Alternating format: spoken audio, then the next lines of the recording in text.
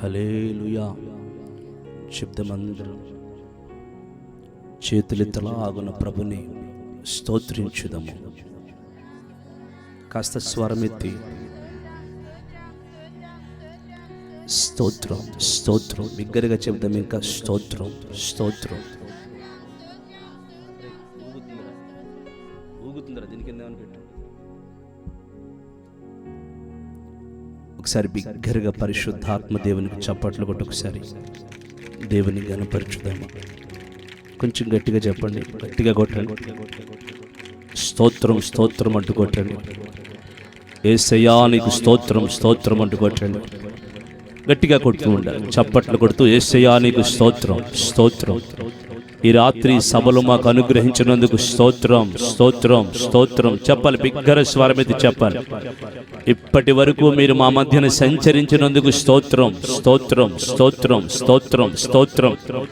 పాటల ద్వారా మీరు మహిమ పరచబడినందుకు స్తోత్రం స్తోత్రం స్తోత్రం స్తోత్రం స్తోత్రం. ఆరాధనలో మీరు దిగి వచ్చినందుకు స్తోత్రం స్తోత్రం స్తోత్రం చెప్పాలి చెప్పాలి చెప్పాలి. చప్పట్లు కొడుతూ ఆరాధనలో మీరు దిగి వచ్చినందుకు స్తోత్రం స్తోత్రం స్తోత్రం స్తోత్రం. నాలో మాలో మీ ఆత్మ కార్యములు జరిగించినందుకు స్తోత్రం స్తోత్రం స్తోత్రం. ఒక్కొక్కరి జీవితంలో అద్భుతములు చేసినందుకు స్తోత్రం స్తోత్రం స్తోత్రం. చెప్పాలి చెప్పాలి, చప్పట్లు కొడుతూ చెప్పండి చెప్పండి. స్తోత్రమయ్యా, అద్భుతములు చేసినందుకే స్తోత్రం. ఈ రాత్రి మీరు అద్భుతములు చేసినందుకు స్తోత్రం. ఆశ్చర్య కార్యములు చేసినందుకు స్తోత్రం స్తోత్రం స్తోత్రం స్తోత్రం స్తోత్రం. ఆమేన్.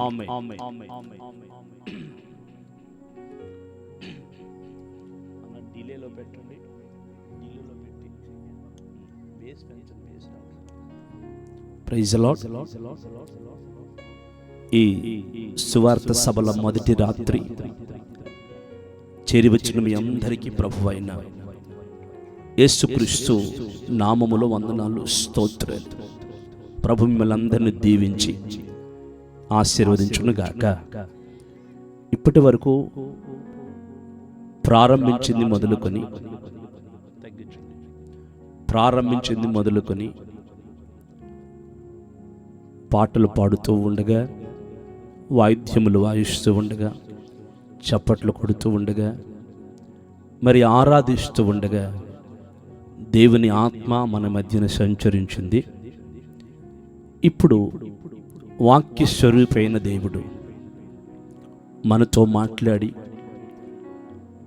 మనల్ని బలపరిచి ఈ రాత్రి వాక్య స్వరూపిగా మనల్ని దర్శించబోతున్న దేవుడు.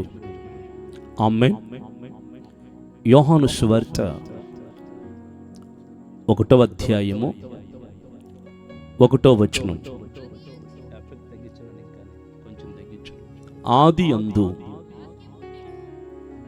వాక్యము ఉండెను, వాక్యము దేవుని యొద్ద ఉండెను,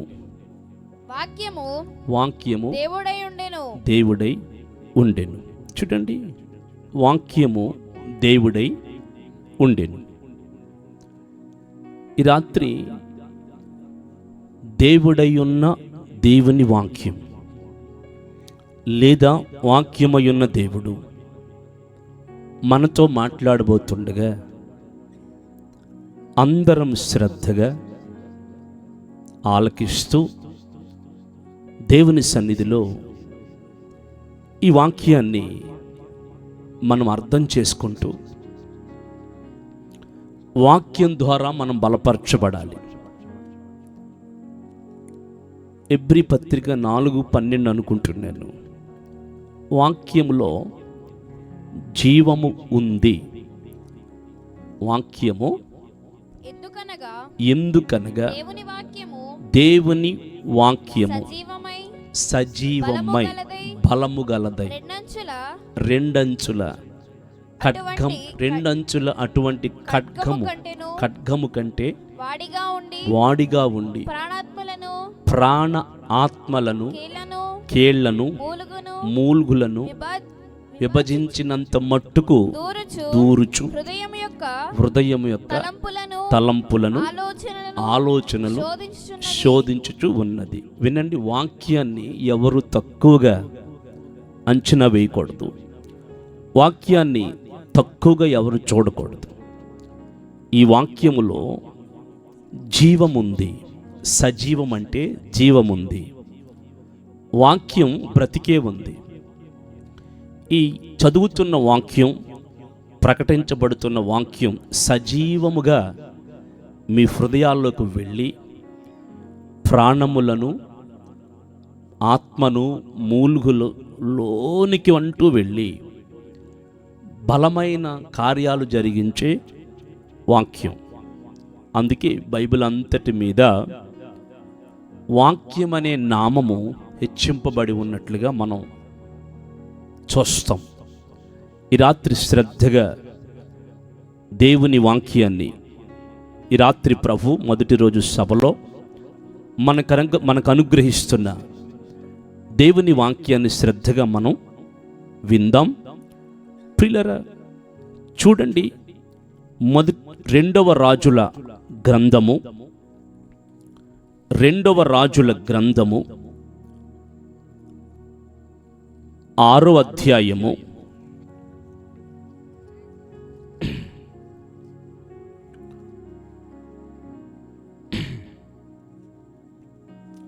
17వ వచనాన్ని మనము చదువుకుందాం.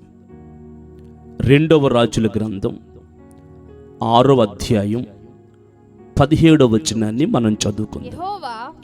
యెహోవా వీడు చూచున్నట్లు దయచేసి వీని కండ్లను తెరవమని ఎలీషా ప్రార్థన చేయగా యెహోవా ఆ పనివాని కండ్లను తెరవజేసెను. ఇంకా చదువుకుందాం తర్వాత. ఇప్పుడైతే నా వైపు చూడండి. ఎలీషా అనే దైవజనుడు తన దగ్గర పనిచేస్తున్న పనివాని కొరకు ప్రార్థన చేస్తున్నాడు. దయచేసి యెహోవా వీని కన్నులు తెరువుము, వీని కన్నులు తెరువుము అని ప్రార్థన చేస్తున్నాడు. మరలా చదవండి. యెహోవా వీడు చూచున్నట్లు దయచేసి వీని కండ్లను తెరువుము. బాగా వినండి. దయచేసి వీడు చూచున్నట్లు వీడి కండ్లని తెరువుమని ఎలీషా ప్రార్థన చేస్తున్నాడు. ప్రియులారా, ఆ పనివాడు గ్రుడ్డివాడా అని ఆలోచిస్తే గ్రుడ్డివాడు కాదు. బాగా వినండి. దైవజనుడైన ఎలీషా దగ్గర శిష్యరికం చేస్తూ ఉన్నాడు. ఎలీషా గారు దేవుని పిలుపును బట్టి, దేవుని ఏర్పాటును బట్టి దైవజనుడైన ఏలియా చేత అభిషేకించబడి ఏలియా తర్వాత శిష్యరికాన్ని స్వీకరించి దేవుని పరిచర్యను చేస్తూ ఉన్నాడు. ఆ రోజుల్లో ఎలీషా ప్రవక్త గొప్ప ప్రవక్తగా, ప్రఖ్యాతి నొందిన ప్రవక్తగా మనం బైబిల్లో చూస్తాం. ఈ ఎలీషా దగ్గర శిష్యుడు గెహాజీ అని మనం అనుకోవచ్చు.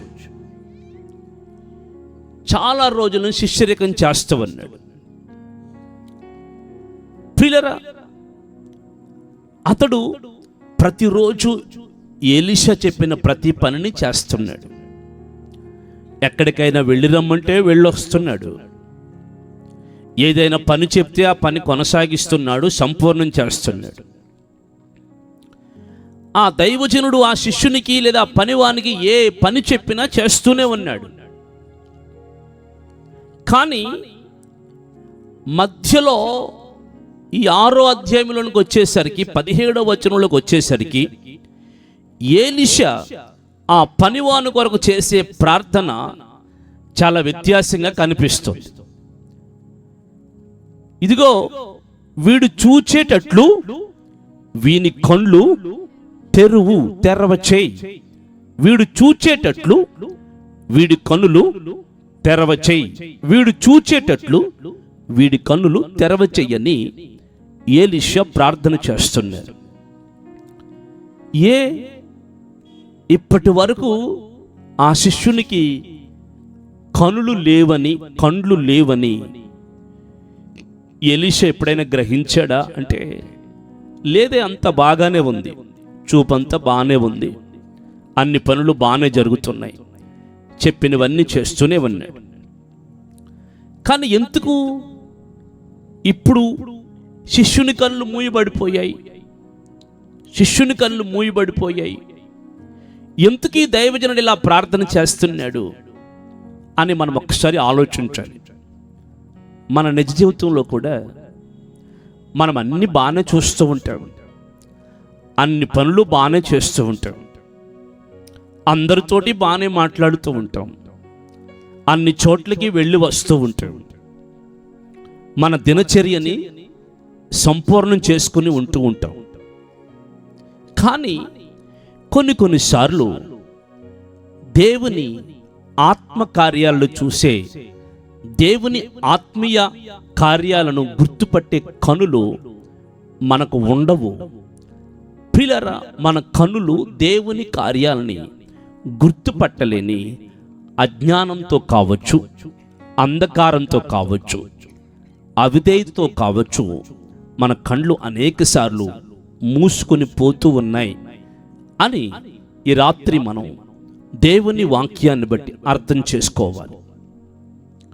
ఆ రోజుల్లో జరిగిన సంభవాన్ని మీకు తెలియచేస్తాను.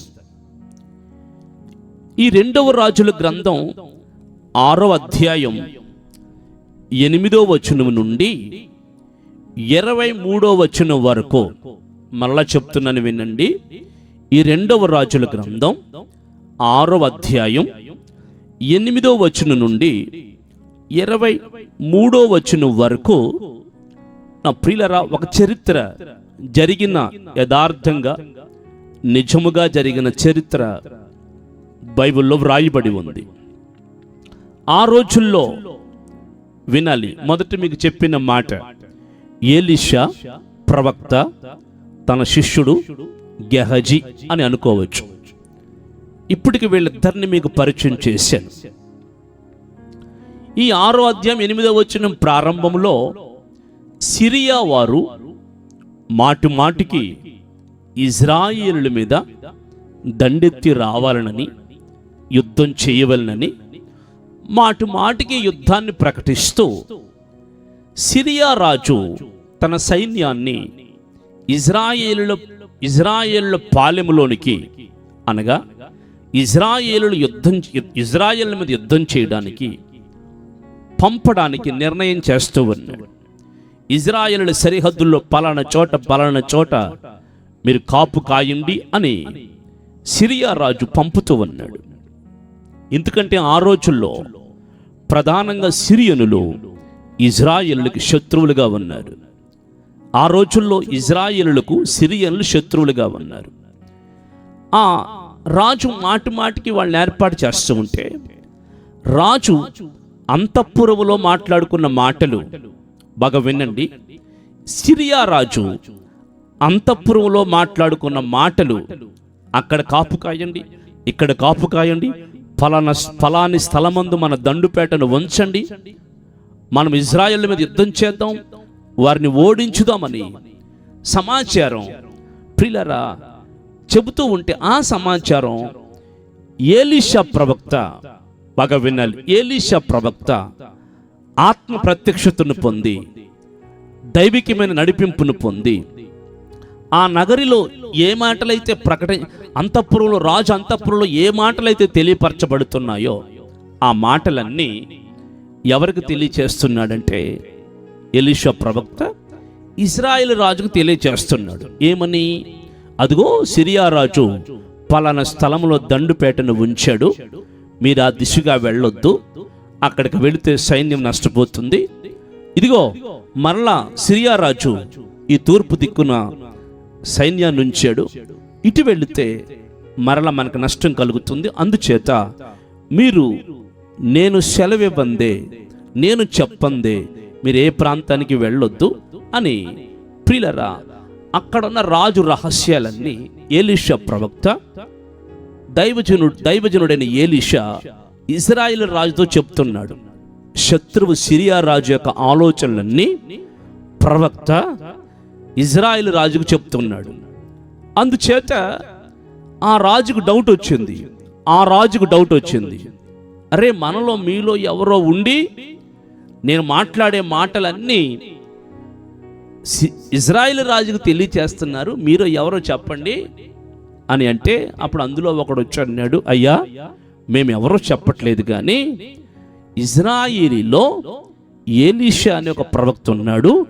ఆ ప్రవక్త మీరు చెప్పిన మాటలన్నిటినీ తీసుకుని ఏం చేస్తున్నాడు అంటే, ఆయన దర్శనం చూసి మీ స్వరాలు విని ఆ మాటలన్నీ రాజుకు తెలియచేస్తున్నాడు. కాబట్టి మేమెవరూ గూఢచర్యం చేయట్లేదు, మీ రహస్యాలు బట్టబయలవడానికి గల కారణం ఆ ఎలీషా ప్రవక్త. కాబట్టి మీరు ఏమైనా చెయ్యాలనుకుంటే ఆ ఎలీషా ప్రవక్తను చెయ్యండి అని ఆ పనివాడు చెప్పాడు. 2-3 పంపి ఆ ఎలీషా ప్రవక్త ఎక్కడుంటాడో కనుక్కురండి, సమ్రోనులో ఉంటాడా, దోతానులో ఉంటాడా, మీరు కనుక్కురండి అని పంపించాడు. ప్రియులారా మొత్తానికి ఆ పనివారంతా తిరిగి ఎలీషా ఎక్కడున్నాడో, ప్రియులారా ఆయన దోతానులో ఒక పర్వతం మీద తన గుడారం వేసుకుని, తన పర్ణశాల వేసుకుని అక్కడ విశ్రాంతి నొందుతూ అక్కడి నుండే యాజకత్వం, ప్రవక్త యొక్క బాధ్యతలు నిర్వర్తిస్తున్నాడని సమాచారం రాజు దగ్గరికి వచ్చింది.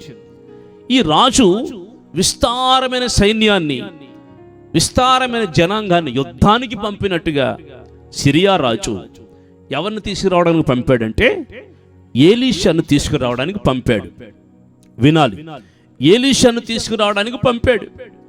పంపితే ప్రియులారా ఆ విస్తారమైన సైన్యం, ఒక దండు, ఒక సైన్యం, ఒక బెటాలియన్ ఎక్కడికి వచ్చిందంటే ఎలీషాను పట్టుకోవడానికి వచ్చి, ఎలీషా ఉన్న దోతాను పట్టణం అంతా, ఏమండి ఏం ఊరి పేరు రాయబడింది అక్కడ?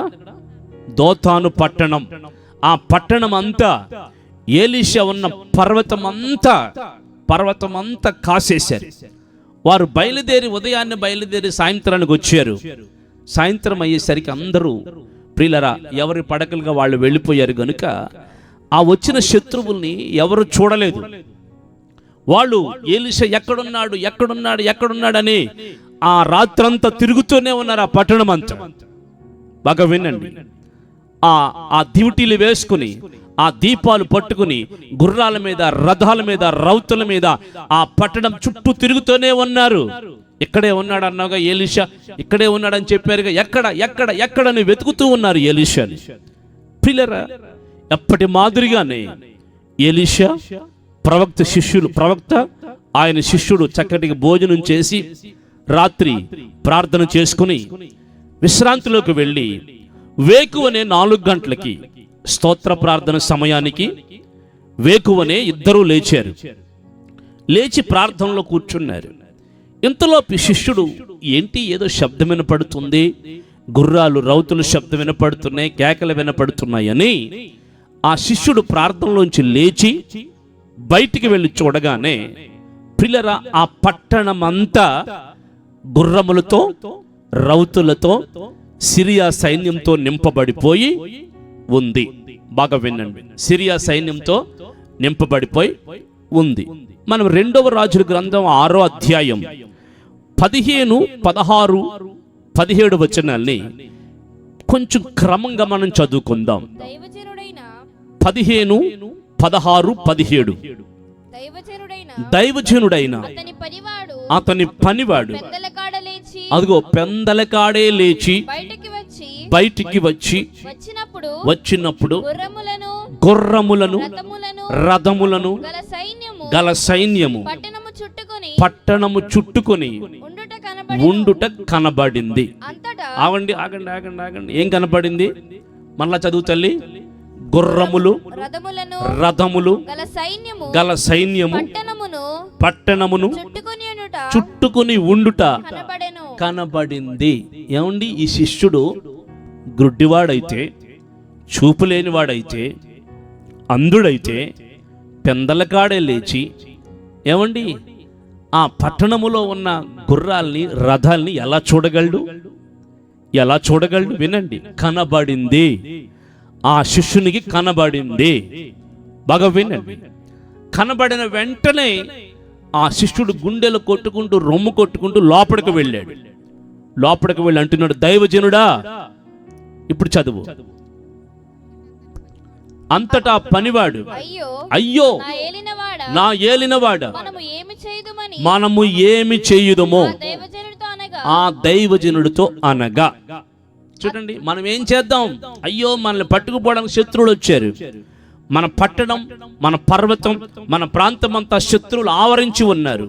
మనల్ని తీసుకుని వెళ్ళిపోతారు. అయ్యో, మనం ఏం చేద్దాం అని అడిగితే ఆ దైవజనుడు అంటారు, అతడు భయపడవద్దు. మన పక్షమున ఉన్నవాడు, మన పక్షమున ఉన్నవారు వారికంటే అధికులై ఉన్నారు. ఒకసారి గట్టిగా చప్పట్లు కొట్టాలి, గట్టిగా చప్పట్లు కొట్టాలి. ఏలీషాను పట్టుకోవడానికి వచ్చిన కొన్ని వందల వేల మంది సైన్యం ఏమండి ఆ పట్టణాన్ని, ఆ పర్వతాన్ని చుట్టుముడితే ఏలీషా అంటున్నాడు, భయపడవద్దు, భయపడవద్దు. మన పక్షమున ఉన్నవారు వారికంటే ఎక్కువగా ఉన్నారు. మన పక్షమున ఉన్నవారు వారికంటే ఎక్కువగా ఉన్నారు. వారిని చూసి భయపడవద్దు. ఇప్పుడు ఏలీషా చూస్తున్నారు, దైవజనుని శిష్యుడు కూడా, పనివాడు కూడా చూస్తున్నారు.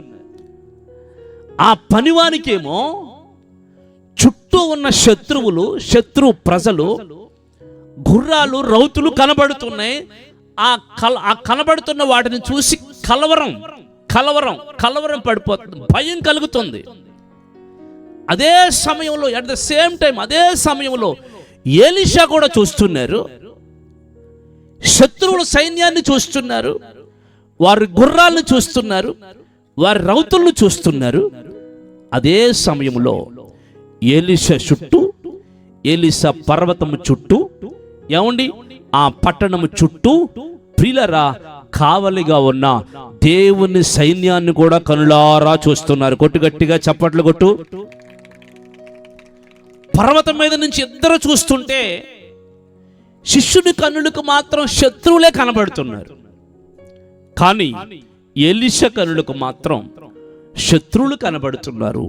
శత్రువులను లోపలికి రానివ్వకుండా కావలి కాసిన దేవుని సైన్యాన్ని కూడా ఎలీషా కనులారా చూస్తున్నాడు. ఆమేన్. ఇప్పుడు ఇద్దరు చూస్తున్నారు, కానీ ఒక కన్నులకేమో శత్రువులు మాత్రమే కనబడుతున్నారు. దేవుడు గాని, దేవుని సైన్యం గాని, దేవుడు కావలిగా ఉంచిన అగ్ని రథాలు గాని, గుర్రములు గాని, రగులుతున్న అగ్ని జ్వాలలు గాని ఒక కన్నులు కనబడతలేదు. వినండి, ఇద్దరు పర్వతం మీద నుంచే చూస్తున్నారు. ఇద్దరు బయటకు వచ్చే చూశారు. నీకేం కనబడుతుందిరా? అదిగోనయ్యా శత్రువులు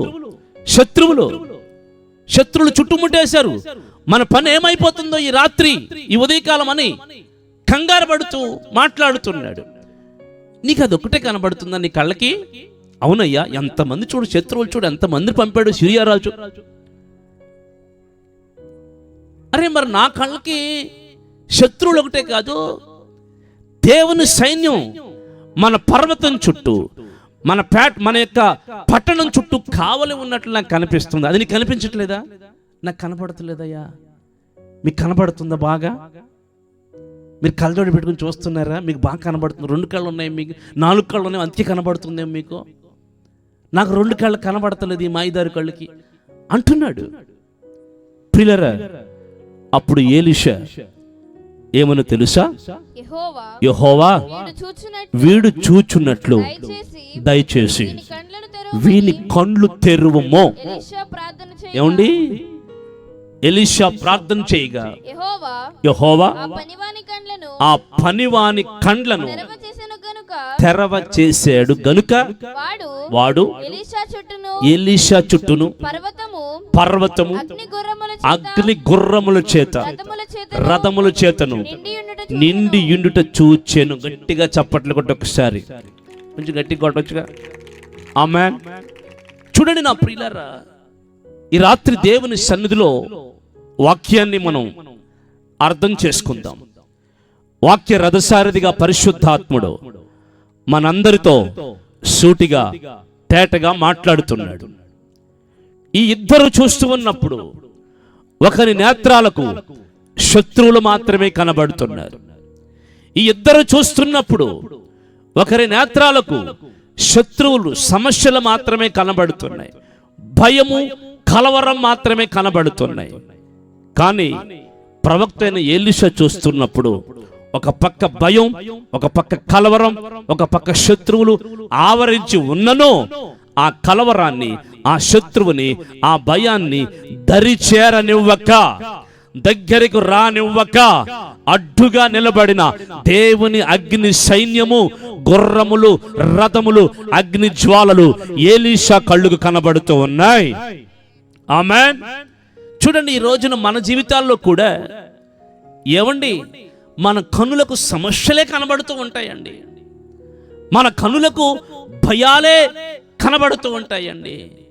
మన జీవితాలకు ఎప్పుడు చూసినా ప్రియులారా శత్రు భయం, కలవరం, చీకటి శక్తుల ప్రభావాలే కనబడుతూ ఉంటాయండి. కాస్త దేవుణ్ణి ఆరాధిస్తున్నామన్న పేరు మాత్రం ఉంటుంది కానీ, దేవుణ్ణి ఎరిగామన్న పేరు మాత్రం ఉంటుంది కానీ, దేవుని కార్యాలని, దేవుడు మన జీవితాల్లో చేసే ఆత్మీయ కార్యాలని, దేవుడు మన చుట్టూ ఉంచే ఒక రక్షణ వలయాన్ని, దేవుడు మన చుట్టూ అనుగ్రహించే ఒక మహిమ కలిగిన ఆ దేవదూతల పరిచర్యని, దేవుని పరిచర్యని మనము చూడలేక అందులమై మనోనేత్రాలు మూయబడిపోయిన వారిగా మన జీవితాల్లో అనేక సార్లు మన జీవితాలు నడిపించబడుతూ ఉంటాయి. ఈ రాత్రి ఎలీషా శిష్యుని కళ్ళు తెరవబడినట్లుగా మన ఆత్మీయ నేత్రాలు కూడా తెరవబడును గాక. ఆమేన్. ఏం కనబడుతుంది నీ కళ్ళకి? చూస్తూనే ఉన్నావు కానీ ఆత్మీయ గ్రుడితనం. బైబిల్ చదువుతూనే ఉన్నావు కానీ ఆత్మీయ గ్రుడితనం. దేవుని ఆరాధిస్తున్నావు కానీ ఆత్మీయమైన గ్రుడితనం, ఆత్మీయమైన నేత్రాలు తెరవబడక దేవుని కార్యాలు కనిపించుట్ల, దేవుణ్ణి చూడట్ల. వినాలి. ఒకరోజు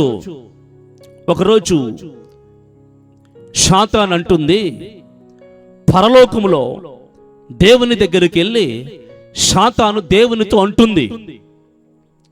మరలా వినండి. ఒకరోజు సాతాను అంటుంది, పరలోకములో దేవుని దగ్గరికి వెళ్ళి అంటుంది. ఏమనంటుందో తెలుసా? ఇదిగో యోబు చుట్టూ, అతను కలిగిన దాని చుట్టూ నీవు కంచె వేసి ఉన్నావు. కొట్టు, గట్టిగా చప్పట్లు కొట్టాలి. కొట్టు గట్టిగా కొట్టు చప్పట్లు. ఏమండి? యోబు చుట్టూ, అతను కలిగిన సమస్తం చుట్టూ నీవు కంచె వేశావు. యోబు గ్రంథం 1వ అధ్యాయం 10వ వచనం అనుకుంటున్నాను.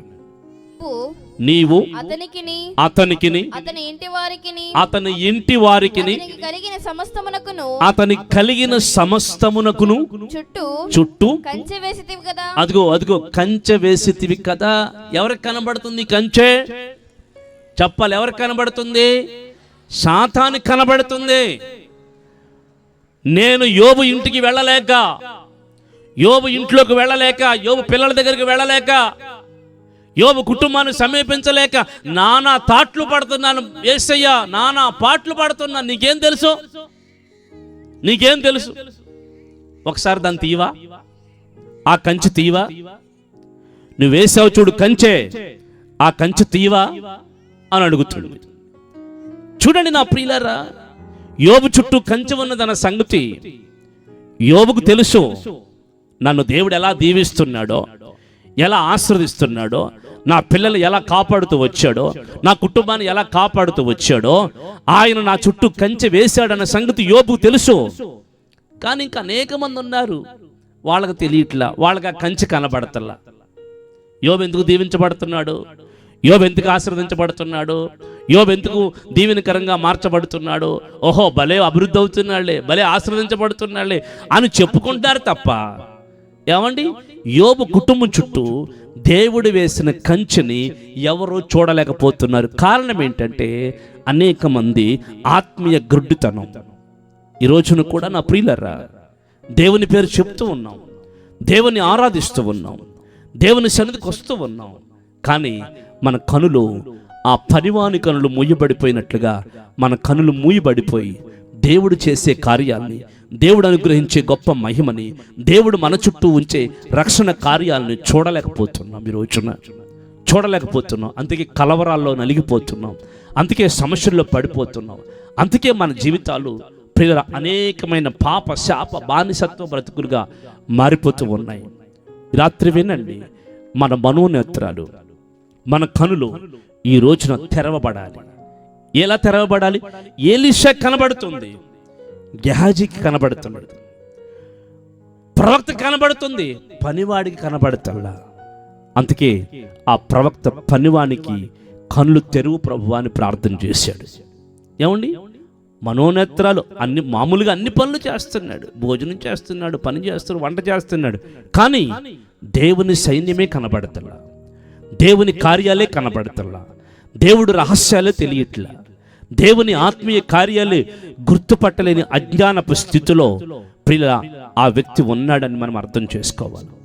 ఈ రోజున చాలా మంది దేవుని కార్యాలను గుర్తుపట్టలేని అజ్ఞానపు స్థితి ఆవరించి, దేవుని కార్యాలను గుర్తెరగలేని అజ్ఞానపు స్థితి ఆవరించి కుటుంబాలలో, వ్యక్తులలో, సంఘాలలో, ఆత్మీయ జీవితాలలో చీకటి ఆవరించి మూయబడిన నేత్రాలుగా, మూయబడిన నేత్రాలతోనే భక్తి భక్తి భక్తి వెలిగింపబడిన నేత్రాలు, దేవుని మహిమను చూసే నేత్రాలు, దేవుని కార్యాలను చూసే నేత్రాలు ఈ రోజున చాలా మందికి లేవండి, చాలా మందికి లేవండి. రాత్రి వినండి నా ప్రియులారా, శిష్యునికి కనిపించట్లా, దైవజనుడికి కనపడుతుంది. ఏమంటున్నాడు ఎలీషా? మన పక్కన ఉన్నవారు వారికంటే అధికులు, ఇదిగో నీకు ఆ సైన్యమే కనబడుతుంది, కానీ దానికంటే విస్తార సైన్యం నిన్ను నన్ను ఈ పట్టణాన్ని కాపాడుతుందన్న సంగతి నువ్వు చూడు. ప్రార్థన చేసి కనులు తెరవమని దేవుణ్ణి అడగగానే ఇప్పుడు బయటికి వెళితే ఏం కనబడుతుంది తెలుసా? శత్రువులు ఎక్కడో నిలబడ్డారు, శత్రువులు ఎక్కడో నిలబడ్డారు.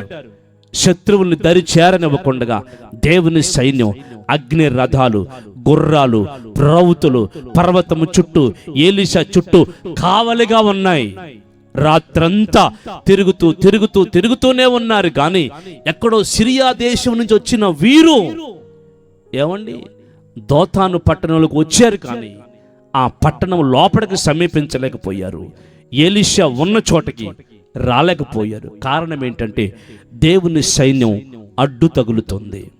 ఆ రోజున ఇశ్రాయేలు ప్రజలు కూడా అరణ్యంలోంచి బయటికి ఐగుప్తులోంచి బయటికి వచ్చినప్పుడు వాళ్ళు వెనకాల తరుముకుంటూ వస్తున్నారు, కానీ ఆ ఫరో గొప్ప సైన్యం ప్రియులారా ఇశ్రాయేలుని సమీపించకుండా దేవుని మహిమ అగ్ని మేఘం, అగ్ని స్తంభం ఇశ్రాయేలు వారికి, ఫరో సైన్యానికి అడ్డుగా నిలిచింది. కొట్టుగట్టిగా చప్పట్లు. శత్రువును సమీపించకుండా అడ్డుగా నిలబడింది, అడ్డుగా నిలబడింది. ఈ రాత్రి నా కుమార్తె, నా కుమారుడా, నువ్వు దేవుణ్ణి ఆరాధిస్తున్నావంటే నీ చుట్టూ యోబుకి వేసిన కంచె వేస్తాడు దేవుడు. నీవు దేవుణ్ణి ఆరాధిస్తున్నావంటే ఎలీషా పర్వతము చుట్టూ అగ్ని రగులుతున్నట్టుగా, ఎలీషా ఉన్న పట్టణము చుట్టూ గుర్రపు రౌతులు తిరుగుతున్నట్లుగా నీ చుట్టూ తన దేవతల్ని కావలిగా ఉంచి నీ చుట్టూ అగ్నిని ప్రకాశింప చేసే దేవుడు, ఇది మొదలుకొని యెహోవా తన ప్రజల చుట్టూ ఉండును గాక అని చెప్పిన ఆ దేవుడు నీ చుట్టూ నిలవబడి నిన్ను ప్రొటెక్ట్ చేస్తున్నాడు, కాపాడుతున్నాడు. అందుకే శత్రువు దూరాన్ని నిలబడుతుంది, సాతాను దూరాన్ని నిలబడుతుంది, నిన్ను సమీపించాలనుకున్న వాడు దూరాన్ని నిలబడుతున్నారు. నీ ఆత్మీయ నేత్రాలు తెరిచి ఒక్కసారి దేవుడు నీకు ఇచ్చిన ఆశీర్వాదాన్ని, దేవుడు నీకు ఇచ్చిన రక్షణని, దేవుడు నీకు ఇచ్చిన ప్రొటెక్షన్ని, దేవుడు నీకు అనుగ్రహిస్తున్న భద్రతని చూడగలవా? అలా చూస్తే నిశ్చయముగా నిశ్చంతగా నీ మీదకి ఎంతమంది శత్రువులు లేచినా నువ్వు కదలకొండగా నిశ్చంతగా దేవుని ఆరాధన చేస్తూనే ఉంటావు, దేవుని కార్యాలని పొందుకుంటూనే ఉంటావు. చూడండి, దేవుని కార్యాలని మనం చూడకపోతే, దేవుని కార్యాన్ని మన ఆత్మీయ నేత్రాలతో చూడకపోతే వాటిని మనం అనుభవించలేమని దేవుని లేఖనం సెలవిస్తుంది. ప్రియర, ఈ గెహాజీ లేదా శిష్యుడు దేవుని సన్నిధిలో ఉండి కూడా ఏం చేస్తున్నాడు? దేవుని కార్యాలను చూడలేకపోతే ప్రవక్తతో ఉన్నాడు, శిష్యరికం చేస్తున్నాడు. గొప్ప ప్రవక్త, పైగా గొప్ప పేరుగాంచిన ప్రవక్త దగ్గర శిష్యరికం చేస్తున్నాడు. కానీ దేవుని కార్యాలు చూడలేని ఆ యొక్క ఆత్మీయ గ్రుడ్డితనం, ఆ పొరలు ఆ మనిషిని ఆవరించేసాయి. ఏమండి, ఎలీషా కనబడుతుంది కానీ అతనికి కనబడుతులా. 1 యోహాను పత్రిక 4వ అధ్యాయం 4వ వచనంలో, 1 యోహాను పత్రిక 4వ అధ్యాయం 4వ వచనం చదువుకుందాం.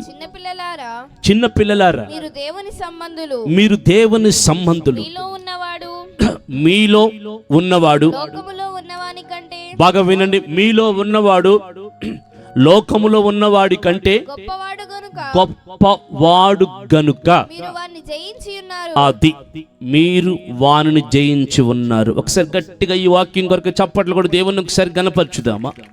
నా చిన్న పిల్లలారా, మీలో ఉన్నవాడు లోకములో ఉన్నవాని కంటే గొప్పవాడు. ఎవరు చెప్పండి?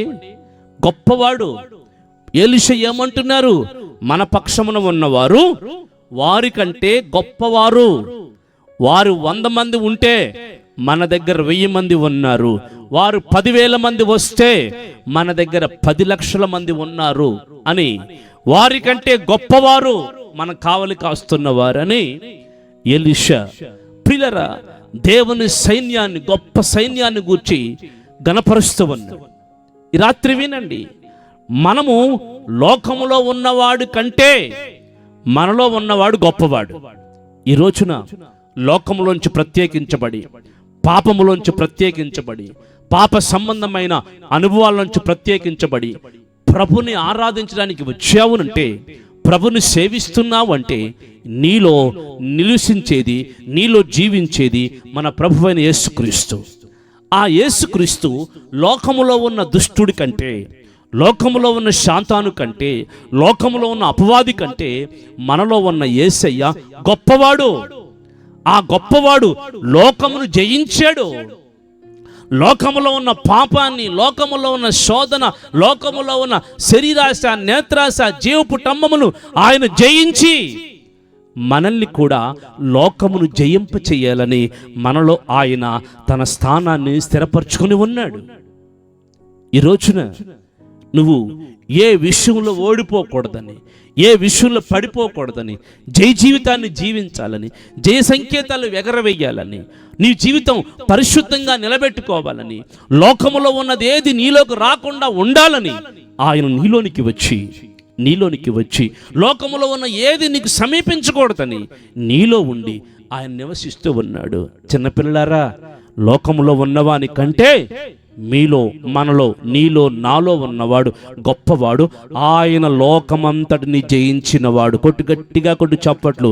ఈ రాత్రి మనలో ఉన్న యేసయ్య లోకమును జయించినవాడు. మనలో ఉన్న యేసయ్య లోక పాపాలను జయించినవాడు. మనలో ఉన్న యేసయ్య లోక శాపాలను జయించినవాడు. మనలో ఉన్న యేసయ్య లోక సంబంధమైన ప్రతిదీ జయించాడు గనుక మనల్ని కూడా అలాగును జయించేటట్టుగా శక్తిని దయచేస్తూ ఉన్నాడు. అందుకే శాతాను యోబు దగ్గరికి రాలేకపోయింది. అందుకే సిరియా సైన్యం ఎలీషా ప్రవక్త దగ్గర రాలేకపోయింది. అందుకే ఫరో సైన్యం ఇజ్రాయేలుని సమీపించలేకపోయింది. నా ప్రియులారా, ధైర్యంగా నిలబడు.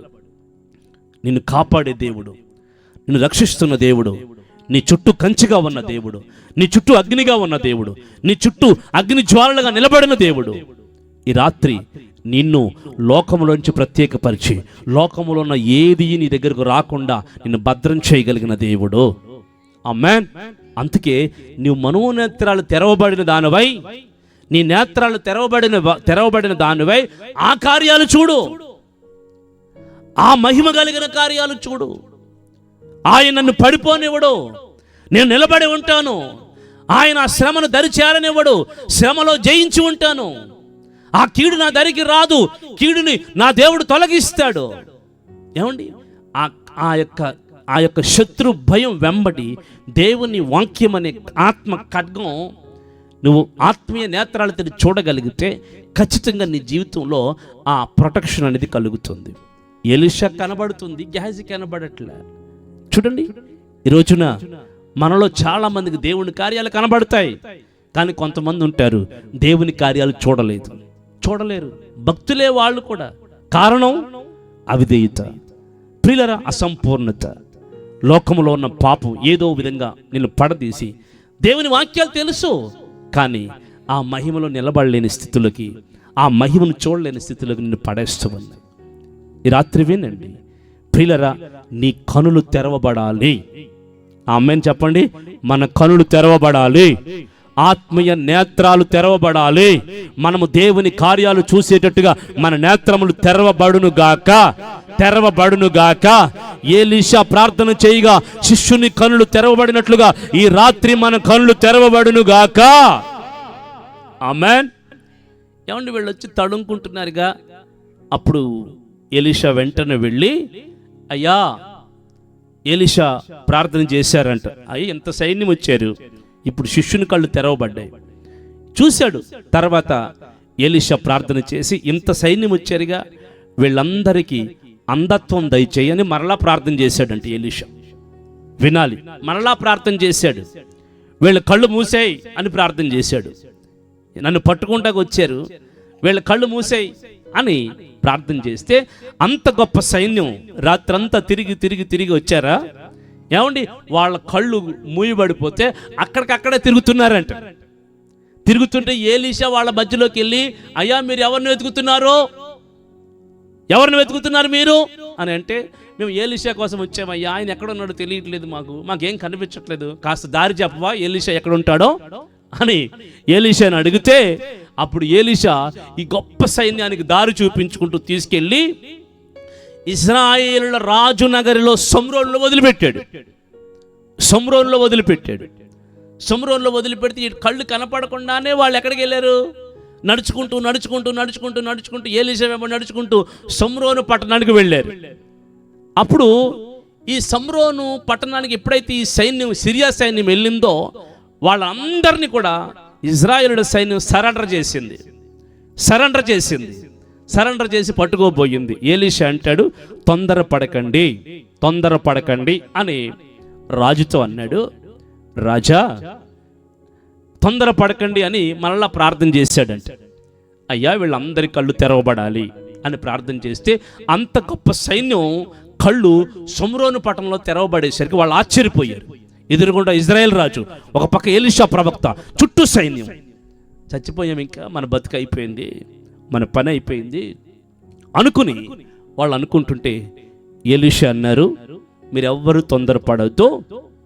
రాజా, వీళ్ళెవ్వరిని ముట్టుకోవద్దు, ఎవరిని కొట్టొద్దు, కానీ వీళ్ళు ఎంత తింటారో ఎంత తాగుతారో వీళ్ళకి విందు చేసి కడుపు నిండా భోజనం పెట్టి వీళ్ళని పంపించు, కానుకలిచ్చి పంపించు అని ఎలీషా ప్రవక్త ఎప్పుడైతే ఆజ్ఞ ఇచ్చాడో, ఆ రాజు అంటండి, అలాగూ చేస్తే వాళ్ళు తిని తృప్తిపడి, ప్రియరా, తిని మోసుకెళ్ళి సిరియా రాజు దగ్గరికి వెళ్ళి చెప్పారంట, అయ్యా, మా కళ్ళు మూయబడిపోయాయి, మా నేత్రాలు మూయబడిపోయాయి, మేము నెతుక్కుంటూ ఎవరో దారి చూపగా మేము సిరియా సైన్యం అంతా కలిసి ఇజ్రాయేల్ సైన్యం దగ్గరికి వెళ్ళాం, ఆ రాజనగర్లోకి వెళ్ళాం, మా ప్రాణాలు త్రుటిలో చనిపోబోవును.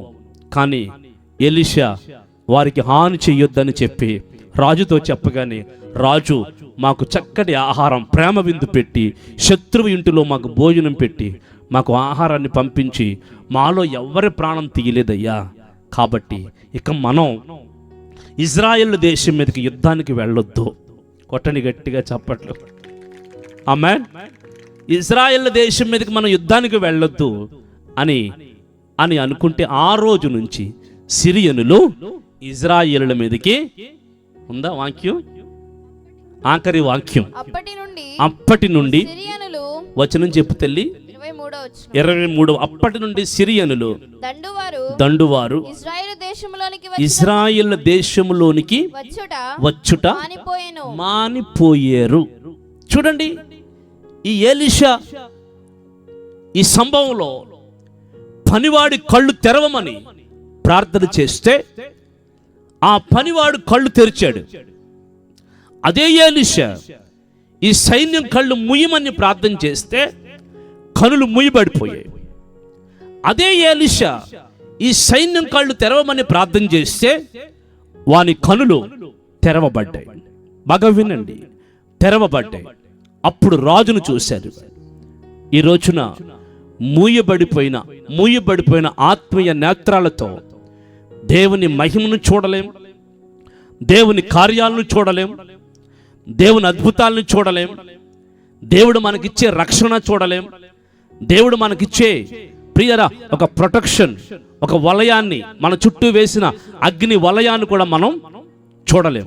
అందుకే ఈ రాత్రి ఖచ్చితంగా మనం అందరం చేసుకోవాల్సిన ప్రార్థన ఏంటంటే, అయ్యా నా ఆత్మీయ నేత్రాలు తెరవబడాలి, నా మనోనేత్రాలు తెరవబడాలి, నా కనులకు ఏ విధమైన అంధకారము నన్ను ఆవరించకూడదు, నా కనులకు ఏ గ్రుడితనము కనపడకూడదు.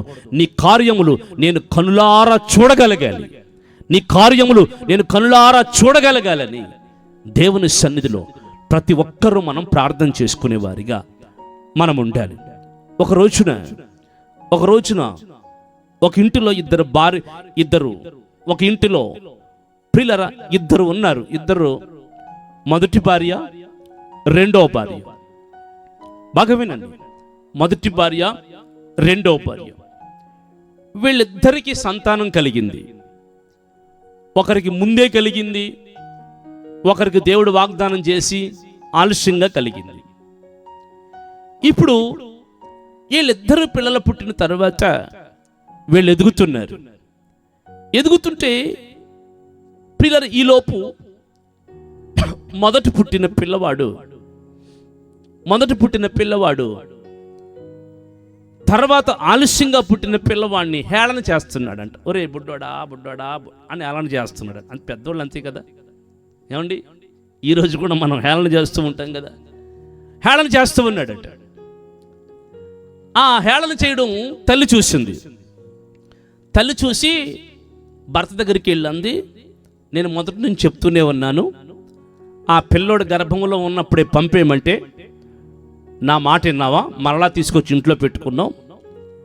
ఈరోజు ఏమైంది చూడు, నా గర్భాన్ని పుట్టిన నా కొడుకు, దేవుని వాగ్దానం చేత పుట్టబడిన నా కొడుకుని వాడు హేళన చేస్తున్నాడు. కాబట్టి నువ్వేం చేస్తావు నాకు తెలియదు. తెల్లవారి లోపు ఆ సవితి ఉండకూడదు, సవితి కొడుకు ఉండకూడదు, నువ్వేం చేస్తావు నాకు తెలియదని ఆ ఇంటామె, అంటే కట్టుకున్న ఆమె ప్రియులారా ఏం చేసిందంటే బలవంతం పెట్టింది భర్తని. ఇక చేసేది ఏది లేక ప్రియులారా ఏం చేశాడు తెలుసా? ఒక నీళ్లు కొండ ఇచ్చి, ఆహారాన్ని ఇచ్చి, ఆమెను ప్రియులారా పిల్లవాడిని సంకన పెట్టి, నీ ఇష్టమమ్మా, తెల్లవారిలోపు నా ఇంట్లో ఉండొద్దు, వెళ్ళిపో, ఈ శోధన భరించలేను నేను, ఇప్పటివరకు ఏదో సాగింది, మీ ఇద్దరు కలిసి ఉంటే ఏదైనా చక్కగా ఇవన్నీ జరుగును, కానీ మీ ఇద్దరి మధ్యన గొడవలు ఉన్నప్పుడు నేను తట్టుకోలేకపోతున్నాను, నా ప్రాణం సుఖంగా లేదు అని వెళ్ళిపోమన్నాడు. దేవుడి దగ్గర ప్రార్థన చేస్తే నువ్వు పంపే, నేను చూసుకుంటాను అన్నాడు దేవుడు. వెంటనే ఆ నీళ్లు, అరణ్యంలో నీళ్లు దొరకవు గనుక నీళ్లు, ఆహారం ఇచ్చి పంపించేశాడు. ప్రియులారా వీళ్ళిద్దరూ, తల్లి పిల్ల, వీళ్ళిద్దరూ వెళ్ళిపోయి తెల్లవారినప్పుడు వాళ్ళ అరణ్యంలో అటు ఇటు తిరుగుతున్నారు. ఆ ఎండ వేళల, ఇప్పుడు ఎలా కాస్తున్నాయి ఎండలు చూడండి, ఆ ఎండ వేళల వీళ్ళు తీసుకెళ్ళిన ఆహారం అయిపోయింది, నీళ్లు అయిపోయాయి. ఇక అరణ్యంలో, ఆ ఎడారిలో విపరీతమైన ఎండ, బాగా వినండి, విపరీతమైన ఎండ. నేను గత సంవత్సరం ఒక 6 నెలలు అవుతుంది ఇప్పటికి. గత సంవత్సరం ఆగస్టులో కువైట్ దేశం వెళ్ళాను. దేవుని సేవ నిమిత్తం వెళ్ళి 1 నెల రోజులు అక్కడ ఉన్నాను. సరిగ్గా నేను దిగి రాత్రి 12-1 గంటకి ఫ్లైట్లో దిగి ఎయిర్పోర్ట్లోకి వెళ్ళేసరికి, ఆ దేశంలో అడుగుపెట్టేసరికి విపరీతమైన ఎండ. ప్రియులారా, విపరీతమైన ఎండ కాదు, వేడి. దాన్ని ఏదో అంటారంట, హ్యూమిడిటీ ఏదో అంటారంట. విపరీతంగా ప్రియులారా, అంత రాత్రి 1 గంట కూడా పైనుంచి కిందకి చెమటలు కారిపోతూనే ఉన్నాయి. అందరికీ విపరీతమైన వేడి. రాత్రంతా భయంకరమైన వేడి, పగలంతా భయంకరమైన వేడి. ఎన్ని డ్రింకులు! వెంటనే ప్రియులారా, నేను వాళ్ళు ఎక్కడ కనపడిన వెంటనే డ్రింక్ ఇచ్చారు, తాగాను, కొంచెం నెమ్మది పడింది. మళ్ళీ రూమ్కి రాగానే డ్రింకులు ఇచ్చారు. ఆ ఉన్న రోజులు కూడా జ్యూసులు, ఫ్రూట్ జ్యూసులు ఎన్ని తాగామో లెక్కలేదండి. కారణం ఏంటంటే, అలా తాగకపోతే ఆ వేడిలో మనిషి బ్రతకడం కష్టం.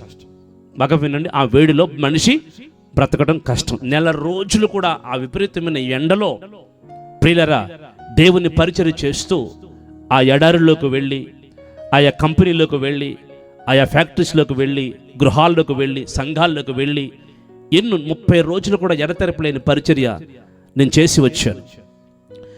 ప్రియులారా, ఆ దేశాల్లో విపరీతమైన ఎండ, మనం ఎప్పుడు చూడలేని ఎండ అక్కడ ఉంటుంది. కాబట్టి ఈ పటికేల నీళ్లు ఆ ఎండలో అయిపోతే ఆమె ఏం చేయాలో అర్థం కాక, ఇక నేను చనిపోతాను, పిల్లవాడు చనిపోతాడని పిల్లవాడిని ఒక పొద దగ్గర పెట్టి ఆమె వదిలిపెట్టేసి ఆమె దూరంగా వెళ్ళి, ఏం జరుగుతుందో, పిల్లవాడు ఎలా చచ్చిపోతాడో అని ప్రియుల వింటి వేత దూరము. ఎంత దూరం వెళ్ళింది చెప్పండి? వింటి వేత దూరం వెళ్ళి అతనికి ఎదురుగా కూర్చుంది. సందర్భం ఆదికాండం 21వ అధ్యాయములో ప్రియుల మనం 14వ వచనం నుండి మీరు చూసుకోవాలి. ఏమండి, 16వ వచనంలో వింటి వేత దూరం వెళ్ళి ఆ పిల్లవాడికి ఎదురుగుండా కూర్చుంది. ఎప్పుడు ప్రాణం విడిచిపెడతాడో, చివరి ఏడుపు ఏడ్చేద్దాం, ఇసుకలో కప్పెట్టి వెళ్ళిపోదాం నేను బ్రతుకుంటే అని అనుకుంటూ ఆ పిల్లవానికి ఏమవుతుందో అని ఏడుస్తుంది. పిల్ల చూస్తూ ఉంది. ఆ పిల్లవాడేమో వింటి వేత అంటే ఏంటి తెలుసండి?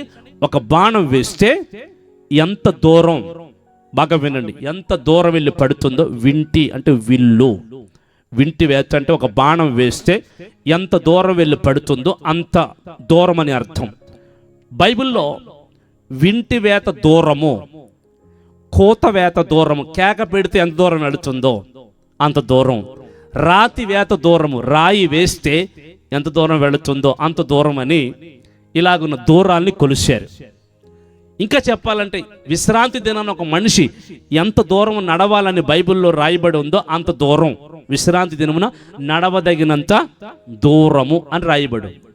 సరే, మీరు ఆ మాటలు నోట్ చేసుకోండి. వింటి వేత దూరము, కోత వేత దూరము, ఏమండి, రాతి వేత దూరము, విశ్రాంతి దినమున నడవదగినంత దూరం. ఎందుకు ఈ మాటలు చెప్పానంటే, ఈమె ఆ పిల్లోడిని అక్కడ పెట్టి వింటి వేత దూరానికి వెళ్ళి చూస్తుందంట.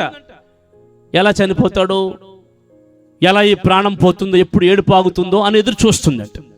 చూస్తున్న ఆ క్షణంలో ఆ పిల్లవాడు, ఏమండి, మరి ఆ పిల్లవాడిలో కూడా ప్రాణం ఉందిగా, దేవునికి మొర్ర పెట్టాడంట. మొర్ర పెడితే దేవుడు ఆ మొర్ర విన్నాడంట. ఆ మొర్ర విని ఎవరి దగ్గరికి వచ్చాడంటే, ప్రియులారా, హాగరు దగ్గరికి దేవుని దూతను పంపాడు. హాగరు దగ్గరికి దేవుని దూతను పంపాడు.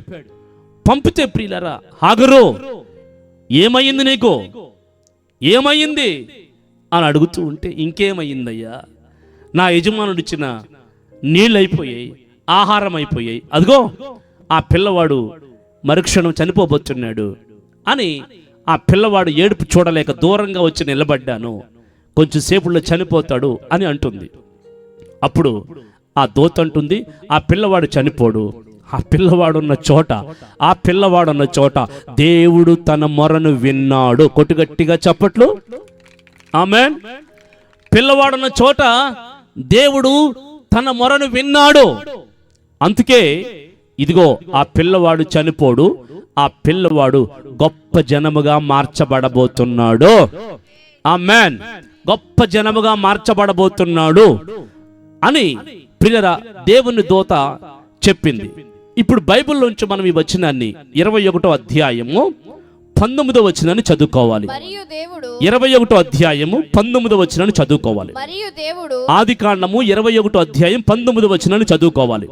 మరియు దేవుడు ఆమె కన్నులు తెరిచినందున, అదిగో ఆమె కన్నులను తెరిచినందున ఆమె నీళ్ల ఊటను చూచి వెళ్ళి ఆ తిత్తిని నీళ్లతో నింపి ఆ చిన్నవానికి త్రాగనిచ్చింది.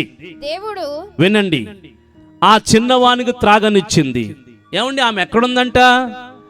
ఒక చెట్టు చాటు నుంచి వస్తుంది పిల్లవాడు ఏమవుతాడా అని.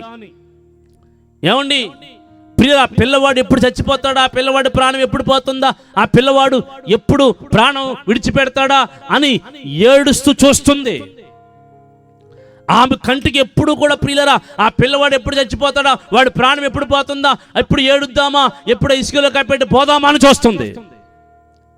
ఏమండి, ఆ హాగరు కళ్ళకి ప్రియులరా ఆ పిల్లవాడు ఏడుపు తప్ప, హాగరు కళ్ళకి ప్రియులరా ఆ శ్రమ, ఆ కన్నీళ్ళు, ఆ వేదన తప్ప ఇంకేం కనబడతల్లా. బాగా వినండి, హాగరు కన్నులంట ఏమైపోయినాయి అంట? మూయబడిపోయినాయి అని రాయబడి ఉంది. మూయబడిపోయాయి. ఎందుకంటే భర్త ఇంటిలోంచి గెంటేశాడు. ప్రియరా ఆమె యజమానురాలుకున్న ఆమె యొక్క ఆత్మీయ తల్లి బయటికి గెంటేసింది. ఇంకా ఏం చేయలేక ప్రియరా నీళ్ళు అయిపోయి ఆహారం అయిపోయింది అనుకుని దేవుడు లేడు అన్నట్టుగా, నా బ్రతుకు ఇక్కడతో ఆగిపోయింది అన్నట్టుగా, నా బిడ్డ జీవితం ఇక్కడతో అయిపోయింది అన్నట్టుగా, దేవుడు లేనట్టుగా ప్రవర్తిస్తూ దేవుని కార్యాలను చూడలేని ఒక అజ్ఞాన స్థితిలోకి వెళ్ళిపోయింది హాగరు. నా ప్రియులరా ఏడుపు వినపడుతుంది, పిల్లవాడు కనబడుతున్నాడు, వాడు ఎలా ఏడుస్తున్నాడో వినపడుతుంది చెవులకి, వాడు ఎన్ని దొల్లుతున్నాడో, ఎంతగా అరుస్తున్నాడో, ఎంతగా గోజాడి తిరుగుతున్నాడో, ప్రాణం పోయేటప్పుడు ఎలా కొట్టుకుంటున్నాడో అన్ని చూస్తుంది. కానీ తమ కళ్ళకి అదే కనపడుతుంది. కానీ దేవుడు తన కనులు ఎదుటే ఉంచిన నీటి ఊటను చూడలేకపోతుంది. దేవుడు తన కనులు ఎదుటే ఉంచిన జీవజల ఓటను ఆమె చూడలేకపోతుంది. దేవుడు ఆమె దాహం తీర్చడానికి కళ్ళు ఎదుటే ఉంచిన ఆ జీవజల ఊటని, ఎడారిలో ఆ ఊటని ఆమె చూడలేకపోతుంది. ఈ రోజున ప్రియులారా, ఈ స్థితిలో మనము కూడా ఈ రోజున మనము ఉంటాం. మన కళ్ళకి ఎప్పుడు సమస్యలే కనబడుతూ ఉంటాయి, మన కళ్ళకి ఎప్పుడు బాధలే కనబడుతూ ఉంటాయి, మన కళ్ళకి ఎప్పుడు కన్నీళ్ళే కనబడుతూ ఉంటాయి. వాళ్ళు పెట్టే రోదలు వినపడుతుంటాయి, వీళ్ళు పెట్టే రోదలు వినపడుతుంటాయి, వాళ్ళు వేసే డైలాగులు వినపడుతూ ఉంటాయి, వాళ్ళు మాట్లాడే సూటిపోటి మాటలు కనబడుతూ ఉంటాయి, వినపడుతూ ఉంటాయి. కానీ ఎప్పుడు చూసినా వీటి మీదే నీ ధ్యాస, వీటి మీదే నీ బ్రతుకును స్థిరపరచుకుంటున్నావు. కానీ నువ్వు నమ్మిన దేవుడు గొప్పవాడు. నీవు నమ్మిన దేవుడు విడిచిపెట్టే దేవుడు కాదు. నీవు ఆరాధించే దేవుడు శ్రమల్లో, కష్టాల్లో, కన్నీళ్లలో విడిపించే దేవుడు. మనం ఆరాధించే దేవుడు మన బ్రతుకుని మార్చే దేవుడు అని ఏ రోజైనా నీ దేవుని మీదకు మనసు వెళ్ళిందా? ఏ రోజైనా నీ దేవుని దగ్గర ప్రార్థన చేయగలిగావా? ఏ రోజైనా దేవుని వైపు నీ మనోనేత్రాలు తెరిచి ఈ శ్రమను విడిపించయ్యా, ఈ కష్టం విడిపించయ్యా, ఈ బాధను విడిపించయ్యా, ఈ వేదన విడిపించయ్యా, ఈ పరిస్థితిని మార్చయ్యా అని ఏ రోజైనా దేవుని దగ్గర మొరపెట్టి ప్రార్థన చేయగలిగావా? ఏమండి, ఇంతకు మన నేత్రాలు మూయబడిపోతున్నాయి, దేవుని చూడలేకపోతున్నామంటే దేవుడు ఉన్నాడన్న సంగతి, మనల్ని దేవుడు నడిపిస్తున్నాడన్న సంగతి, మనకు దేవుని వాగ్దానాలు ఎన్నో ఉన్నాయన్న సంగతి. ఏమండి, ఇదే హాగరు అంతకుముందు ఒకసారి అరణ్యానికి వెళ్ళిపోయింది. హాగరు, ఎక్కడి నుంచి వస్తున్నావు, ఎక్కడికి వెళుతున్నావు అని 2 ప్రశ్నలు వేశాడు దేవుడు. నా యజమానుడు గెంటేశాడయ్యా, వెళ్ళిపోతున్నానయ్యా అని గర్భములో ఉన్న శిశువును చూపించుకుంటూ వెళ్ళిపోతుంది ఆమె. అగో, ఎక్కడికి వెళ్తావు, తిరుగో, మరలా వెళ్ళి నీ యజమానుడి ఇంటికి వెళ్ళు, నీ యజమానుడు చెప్పినట్టు జీవించు, నీ యజమానుడి వాళ్ళ చేతి కింద అణిగి ఉండు, నీకు పుట్టబోయే బిడ్డని ఒకరోజు గొప్ప జనముగా మార్చబోతున్నాను, నీ గర్భములోంచి, నీ బిడ్డ గర్భంలోంచి రాజులు రాబోతున్నారు. కొట్టొచ్చుగా గట్టిగా చెప్పట్లు. ఆమేన్. ఎప్పుడిది? బిడ్డ గర్భములో ఉండగా వాగ్దానం ఇది. బిడ్డ గర్భములో ఉండగా ఒకసారి ఆయనకు మాటి కోపం వస్తుంది, ఆవిడకి మాటి కోపం వస్తుంది. వచ్చినప్పుడల్లా ఏంటేస్తారు, మూట ముళ్ళు చదిరేసి. వీళ్ళిద్దరికి బాగా అలవాటు. కానీ ఆమె బయటకు వచ్చినప్పుడల్లా దేవుడు నిలబడి, ఎక్కడి నుంచి వస్తున్నావు, where are you going, where are you from అంటూ అడుగుతూ ఉంటాడు దేవుడు. అడిగి ప్రియులారు ఏం చేస్తాడు తెలుసా, మరల గమ్యానికి, మరల నువ్వు ఉన్న చోటకే వెళ్ళు అంటాడు. దేవుడు అలాగున ఆమె నడిపిస్తూ ఉంటే ఆమె ఏమనుకోవాలి? నీళ్ళు అయిపోయినప్పుడు ఏమనుకోవాలి? ఆహారం అయిపోయినప్పుడు ఏమనుకోవాలి? ఒకసారి అరణ్యంలోనికి వచ్చినప్పుడు నా దేవుడే కదా మాట్లాడి నన్ను పంపాడు, చూచుచున్న దేవుడు అని పేరు పెట్టానుగా, పంపాడుగా. ఇప్పుడు నా దేవుడే వచ్చి, ఇదిగో నా దేవుడే నా బిడ్డకు ఆహారం ఇస్తాడు, నా దేవుడే నా బిడ్డకు నీళ్లు ఇస్తాడు, నా దేవుడే నా బిడ్డకు ప్రాణాన్ని కలగజేస్తాడు, అతన్ని గొప్ప సంతతిగా చేస్తాడని చెప్పిన ఆ దేవుడే ఆ బిడ్డను చనిపోనివ్వడని నమ్మాలిగా. నమ్మట్లేదండి. ఈ రోజున ప్రియులారు ఎందుకు నేత్రాలు తెరవబడవో తెలుసా, మూయబడిపోతా తెలుసా? దేవుని వాగ్దానాల్ని, దేవుని మాటల్ని, దేవుని కార్యాలని, దేవుడు మనకు అనుగ్రహించిన ప్రతి లేఖనాల్ని మనము నమ్మలేం. వినాలి. పేరుకు మాత్రమే దేవుడు దేవుడు దేవుడు. దేవుని కార్యాలను నమ్మం, దేవుడు చేసే వాగ్దానాలను నమ్మం, దేవుడు చూపించే మార్గాల్ని నమ్మం, దేవుడు విడుదల చేసే విడుదలని నమ్మం, దేవుడు అద్భుతాలని నమ్మం. పేరుకు మాత్రమే దేవుడు దేవుడు దేవుడు. అలాగ నువ్వు ఉంటే నీ నేత్రాలు మూయబడిపోయినట్టు అర్థం. అలాగ మనం ఉంటే నీ నేత్రాలు మూయబడిపోయిన అర్థం, మూయబడిపోయిన అర్థం. మన నేత్రాలకు మందమతి కలిగిందని అర్థం. అసలు వాగ్దానాలు మర్చిపోయింది, దేవుడు స్వరాన్ని మర్చిపోయింది, దేవుడు నాతో ఉన్నాడన్న సంగతి మర్చిపోయింది, నా బిడ్డకిచ్చిన హామీలు నెరవేరుస్తాడన్న సంగతి మర్చిపోయింది. సావురా నువ్వు సావు, నువ్వు పక్కకెళ్ళి సావు, నేను పక్కకెళ్ళి సస్తాను అంటూ గుడ్డితనంగా మాట్లాడుతుంది, గుడ్డితనంగా మాట్లాడుతుంది, గుడ్డితనంగా మాట్లాడుతుంది. అందుకే నీటి ఓట కళ్ళు ఎదుట ఉన్నా, నీటి దారులు కళ్ళు ఎదుట ఉన్నా ఆమెకు అది కనపడతిల్లా. సజీవుడైన దేవుడు నీ ఎదుట తెరిచిన మార్గం నీకు కనపడాలి అంటే నువ్వు ఆయన నమ్మాలి, ఆయన మాటలను నమ్మాలి, ఆయన వాగ్దానాలను నమ్మాలి, వాగ్దానాలను నమ్మాలి. ఎప్పుడైతే దేవుడు ఆ బిడ్డకిచ్చిన వాగ్దానం గుర్తు చేసుకున్నాడో అప్పుడు అంటున్నాడు, ఆమె కనులను దేవుడు తెరిచాడంట. తెరవగానే నీటి ఊట కనపడిందంట, జలలు కనపడ్డాయంట అరణ్యంలో, ఎడారిలో. వెంటనే తన తిత్తును తీసుకుని వెళ్ళి ఆ తిత్తుతో నీళ్లు నింపుకొని అప్పుడు పిల్లవాడి దగ్గరికి వెళ్ళి నీళ్లు పోసి బ్రతికించింది. ఆ బిడ్డే ఇస్మాయిల్. ఆ బిడ్డకు పుట్టిన రాజులే ఈరోజు Saudi Arabia, Dubai, Kuwait, Muscat, Bahrain, ఆ గల్ఫ్ కంట్రీస్లో ఉన్న ఆ రాజులే ఈ ఇస్మాయిలుల సంతానం. ప్రపంచ దేశంలో ముస్లిమ్స్ అనేవారు ఎక్కడ ఉన్నా సరే ఈ ఆగరు సంతానం. కారణం ఏంటంటే వాగ్దానాలను నమ్మక మన కళ్ళు తెరవబడట్లేదు. వాగ్దానాలను నమ్మక, దేవుడి మాటలు నమ్మక మన కళ్ళు మూయబడిపోతున్నాయి. మూయబడిపోయిన భక్తి చేస్తున్నాం, మూయబడిపోయిన భక్తి చేస్తున్నాం. ఈ రాత్రి నీ కళ్ళు తెరవబడాలి. ఏ భక్తి చేస్తున్నావు? దేవుని కార్యాలను కళ్ళారా చూసే భక్తి చేస్తున్నావా, లేకపోతే దేవుని కార్యాలను చూడలేని భక్తి చేస్తున్నావా? భక్తి చేస్తున్నావా? సరిగ్గా 10 రోజుల క్రితం ఈస్టర్ పండుగ జరిగింది. ఆ రోజును కూడా యెరూషలేములో గుడ్ ఫ్రైడే ఆరాధన, యేసు ప్రభుని సిలువేసి, ప్రియులారా అందరూ కనిపెడుతూ ఉండగా 12 గంటలకు సిలువేస్తే సరిగ్గా 3 గంటలకి ఆయన ఏలి ఏలి లామా షబక్తాని అని ఆయన మాట్లాడి ప్రియులారా ప్రాణం విడిచిపెట్టాడు. ఇంతలోపు అరిమిత యోసేపు ఆ సాయంకాలం వేళ 6 గంటలకు వేళ, ఎందుకంటే సూర్యుడు అస్తమించే వేళ సిలువ మీద శవం ఉండకూడదు ఎవరిదైనా సరే. అందుకని అరిమిత యోసేపు వెళ్ళి, అయ్యా ఆ దేహం నాకు ఇమ్మని అడిగాడు. అడిగితే వెంటనే పిలాతు, సరే తీసుకెళ్ళి నువ్వు అతన్ని సమాధి చేయమని యేసు ప్రభు దేహాన్ని అప్పగిస్తే, అరిమిత యోసేపు తీసుకుని వెళ్ళి కొంతమంది స్త్రీలు, ఇంకా చెదిరిపోయిన వాళ్ళు అప్పుడప్పుడు కొంతమంది వస్తే అందరూ కలిసి ప్రియులరా అరిమిత యోసేపు సమాధిలో పెట్టి సుగంధ ద్రవ్యాలు రాసి భూస్థాపన, అనగా మన భాషలో భూస్థాపన, సమాధి చేసి వచ్చేసారు. వస్తే సరిగ్గా ప్రియులరా మూడో రోజు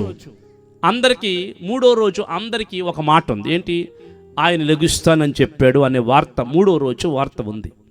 అందుచేత ఏం చేశాడంటే ప్రియులరా యేసు ప్రభు సమాధిలో పెట్టిన తర్వాత మూడో రోజున ఈ శిష్యులందరూ, బాగా వినండి, ఎక్కడికక్కడ చెదిరిపోతే స్త్రీలు ఏం చేశారు తెలుసా? మూడో రోజున ఆయనకు సుగంధ ద్రవ్యాలు రాయాలని పట్టుకుని వెళ్ళి సుగంధ ద్రవ్యాలు రాద్దామని వెళ్ళారు. ఏమండి, యేసు ప్రభు ఏం చెప్పారు? నన్ను చంపండి, నేను మూడో రోజు లెగిస్తానని చెప్పారు. అంతే కదా, నా ప్రాణం పెట్టుకుంటున్నాను, మూడో రోజు లెగిస్తానని చెప్పాడు. కానీ మూడో రోజు వీళ్ళు ఏం చేశారు తెలుసా? అత్తర్లు మరలా కొన్నారు. శనివారం రాత్రి మరలా కొన్నారు, ఆదివారం పొద్దున్నే మరలా ఏసైకు రాద్దామని కొన్నారు అత్తర్లు. 3 రోజులు అయిపోయిన సమాధిలో మరలా లోపలికి వెళ్ళి అత్తలు రాయనిస్తారా? చెప్పండి ఒకసారి. 3 రోజుల కింద పెట్టిన బాడీని తీసి మరలా అత్తలు రాస్తామా ఎవరైనా? మన ఊరిలో కానీ ఎప్పుడైనా జరిగిందా? ఎప్పుడైనా? వీళ్ళు చూడండి, మరలా అత్తర్లు కొన్నారు. పైగా ఎవరో యేసు ప్రభుతో 3.5 సంవత్సరాలు వెంబడించిన వీళ్ళే మరలా అత్తర్లు కొన్నారు. వెళ్ళి త్వరగా పెందలకాడ లేచి, నువ్వా ముందు, నేనా ముందు, నువ్వు ముందు వెళ్తావా సమాధుల్లోకి, నేను ముందు వెళ్తాను సమాధుల్లోకి అని త్వరగా ముందును పరిగెత్తుకుని సమాధుల్లోకి వెళ్ళేసరికి ఏమండి, రాయా పొర్లించుకుంది. ఆయన అక్కడ లేడు. ఈ సుగంధ ద్రవ్యాలు ఏమండి అక్కడే పారబోసారు. కారణం ఏంటంటే యేసు ప్రభు నేను 3వ రోజున లెగుస్తానని చెప్పాడు, కానీ 3వ రోజున సమాధిలో ఉంటాను, మీరందరూ వచ్చి అత్తర్లు పూయండి అని చెప్పలేదు. ఈ రోజున క్రైస్తవ ప్రపంచం దేవుడు చెప్పిన దాన్ని మర్చిపోతున్నాం, మనుషులకు ఇష్టం వచ్చినట్టు ప్రవర్తిస్తున్నాం. చెప్పలేదండి ప్రియులరా. ఏమండి, ఇక అందరూ యేసు ప్రభు లేడు అని ఒక్కొక్క వార్త శిష్యులకి అందరికి తెలిసింది. ఎప్పుడు? ఈస్టర్ పండుగ రోజు ఉదయకాలం. ఇక మధ్యాహ్నం 4 గంటలకు జరిగిన విషయం.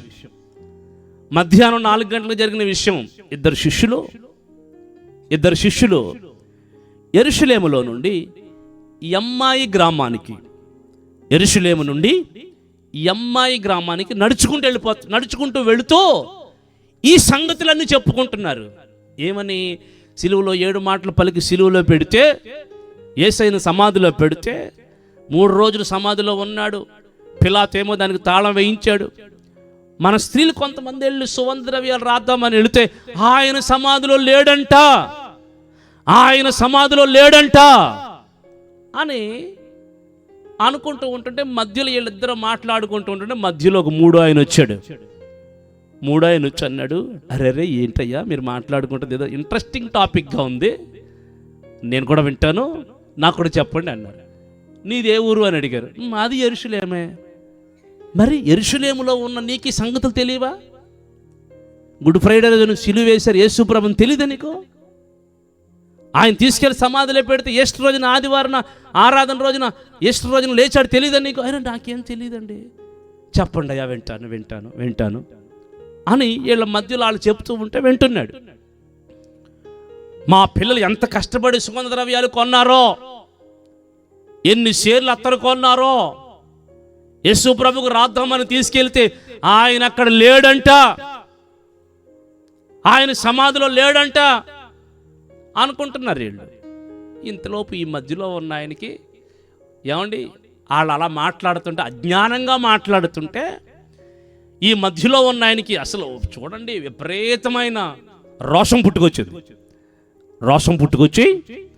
ఆయన అన్నారు, ఆయన ఏమన్నారు తెలుసా? ఆ మాట మీరు చదివితే మీకు ఆశ్చర్యం వేస్తుంది. అందుకు ఆయన, లూకా సువార్త 24వ అధ్యాయం 25వ వచనం, అందుకాయన అవివేకులారా ప్రవక్తలు చెప్పిన మాటలన్నిటినీ నమ్మని మందమతులారా, క్రీస్తు ఇలాగును శ్రమపడి తన మహిమలో ప్రత్యక్షమవ్వాలని అగత్యము కాదా అనితో వారితో చెప్పింది. చూడండి, క్రీస్తు ఇలాగును శ్రమపడి 3వ రోజున లేపబడి తన మహిమలో ప్రత్యక్షమవ్వడం అగత్యము కదా. అదే కదా మీకు చెప్పాడు ఆయన. ప్రవక్తల లేఖనాలు గాని దేవుని వాక్యాలు గాని ఎరగని మందమతులారా,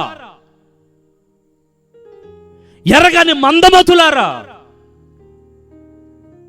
వాక్యంలో ఏం రాయబడి ఉందో, వాక్యంలో యేసు ప్రభు ఏం చెప్పారు, ప్రవక్తలు ఏం చెప్పారు, దావీదు ఏం చెప్పాడు, యెషయా ఏం చెప్పాడు, ఈ వాక్యాల్ని తెలుసుకొని అవివేకులైన మందమతులారా పైగా మాట్లాడుకుంటున్నారు. ఆయన సిలువలో పెడితే, సిలువలో మరణిస్తే, సమాధిలో పెడితే 3వ రోజు వెళితే ఆయన లేడంట. మా స్త్రీలు చూశారంట, అత్తర్లు పోశారంట నేల మీద అని చెప్పుకుంటున్నారు. పైగా ఎవరు వెళ్ళమన్నారు మిమ్మల్ని 3వ రోజు? యేసయ్య వెళ్ళమన్నాడా? యేసయ్య వెళ్ళమన్నాడా 3వ రోజు? వెళ్ళమనలేదు కదా. ఎందుకు అజ్ఞానంగా ప్రవర్తిస్తున్నారు? మీ కళ్ళు మూసుకుపోయినట్టుగా ప్రవర్తిస్తున్నారు. ఇంకా ఆయన సమాధిలో ఉంటానని చెప్పాడా? 3వ రోజు లెగుస్తానని చెప్పాడా? లెగుస్తానని చెప్పాడు. లేచి మహిమలోకి వెళతానని చెప్పాడు. అదే కదా ఆయన చెప్పింది. చెప్పినట్టుగానే సిలువలో ప్రాణం పెట్టాడు. యోనా గురించి చెప్పినట్లుగానే 3 రాత్రింపగలు చేప గర్భంలో ఉన్నట్లుగా నేను పాతాళంలో 3 రాత్రింపగలు ఉంటానని చెప్పాడు. లేచి తండ్రి దగ్గరికి వెళతానని చెప్పాడు కదా. సమాధిలో ఉంటాను, మిమ్మల్ని ఏమైనా సుగంధ ద్రవ్యాలు తీసుకురండి, అత్తర్లు తీసుకురండి అని చెప్పాడా? చెప్పలేదు కదా. మరి ఎందుకు కథలన్నీ కథల కింద చెప్పుకుంటున్నారు, మాట్లాడుకుంటున్నారు? మందమతులారా, ఎప్పుడు గ్రహిస్తారు దేవుని వాక్యాన్ని? ఎప్పుడు గ్రహిస్తారు దేవుని వాక్యాన్ని? ఏమండి, ఈ మాటకు ముందు 16వ వచనంలో రాయబడిన మాట, ఈ ఇద్దరు మాట్లాడుకుంటుంటే, ఏమండి, ఇద్దరు మాట్లాడుకుంటుంటే చూడండి, వెళ్ళిన వారు ఎవరు అనుకుంటున్నారు? మహిమా దేహంతో యేసయ్య వాళ్ళిద్దరి మధ్యకి 3వ వాడిగా వెళ్ళాడు. వెళితే అయితే వారు ఆయనను గుర్తుపట్టలేదు. గుర్తుపట్టలేకుండా వారి కనులు మూయబడిపోయెను. ఈ రోజున యేసయ్య వచ్చి ఎక్కడ 2-3 కూడి నా నామమున ప్రార్థన చేస్తారు వారి మధ్యన ఉంటానని చెప్పిన దేవుడు, మన మధ్యకు ఆయన వచ్చిన ఆయన గుర్తుపట్టలేని అజ్ఞానం, మన మధ్యన ఆయన సంచరిస్తున్న ఆయన్ను గుర్తుపట్టలేని అజ్ఞానం ఈ రోజున మందమతి ఈ రోజున అనేక మంది దేవుని బిడ్డల్లో కలిగి ఉంది. ఈ రోజున ఎందుకు నేత్రాలు మూయబడిపోయాయి? ఎందుకు మన కళ్ళకు వెలుగు రావట్లేదు? ఎందుకు మన ప్రార్థనకు జవాబు రావట్లేదు? ఎందుకు మనం ఇంకా సంవత్సరాల తరబడి చేస్తున్న భక్తి ఇంకా పాప శాపం కొట్టుమిట్లాడుతున్నామంటే, పిల్లరా, ఆయన చెప్పిన లేఖనాలు, ప్రవక్తల గ్రంథాల్లో చెప్పబడిన ప్రతి మాటను వింటున్నాం కానీ గ్రహించలేకపోతున్నాం. ఎవరో ఏదో చేశారు, వాళ్ళు అది చేశారు, వీళ్ళు అది చేశారు అనే కానీ యేసు ప్రభు మనల్ని ఏం చేయమన్నాడు? ఆయన ఏం చేశాడు? ఆయన శిష్యులు ఏం చేశారు? ఇది గ్రహించలేని అజ్ఞానమే మన కనులకు ఈ రోజున గుడ్డితనం కలగచేసింది.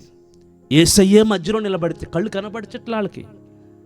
సరే, ఇక ఆయన రోషం, మందమతులారా, అవివేకులారా అని తిట్టి కొంచెం ముందుకు వెళ్ళిపోయాడు. చెప్తున్నాడు ఆయనే, మీరు ఎందుకు సమాధి దగ్గరికి వెళ్ళారు? ఎవరు వెళ్ళమన్నారు మిమ్మల్ని? ప్రవక్తల లేఖనాల్లో రాయబడలేదా ఆయన లెగుస్తాడని, సమాధిలో ఉంటానని చెప్పాడు ఆయన? మరి ఎందుకు మీరు గ్రహించలేకపోయారు అని ఇలాగని వాక్యాలు చెప్పుకుంటుండగా ఈ అమ్మాయి గ్రామం వచ్చేస్తే మా అమ్మాయి గ్రామం వచ్చేస్తే వాళ్ళు అన్నారు, మా ఊరు వచ్చేసిందా, మేము మా ఇంట్లోకి వెళ్ళిపోతాం, మీరు ఇంకెంత దూరం వెళ్ళాలి? ఈ ఊరు అన్నాక ఎంత దూరం? ఇంకా కొంచెం దూరం వెళ్ళాలంటే, లేదు ఈ రాత్రి వెళ్ళొద్దు, మా దగ్గరికి రా, మాతోటి ఉండు, మాతోటి భోజనం చేయి అని అడగగానే లోపలికి వెళ్ళారు.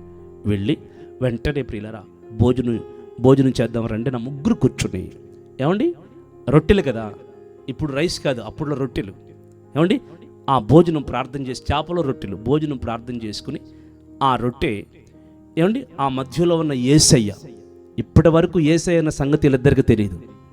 బాగా వినండి, మాట్లాడుతున్నారు, వింటున్నారు, ఆయన చెప్పిన వింటున్నారు, కానీ యేసయ్య అన్న సంగతి తెలియదు.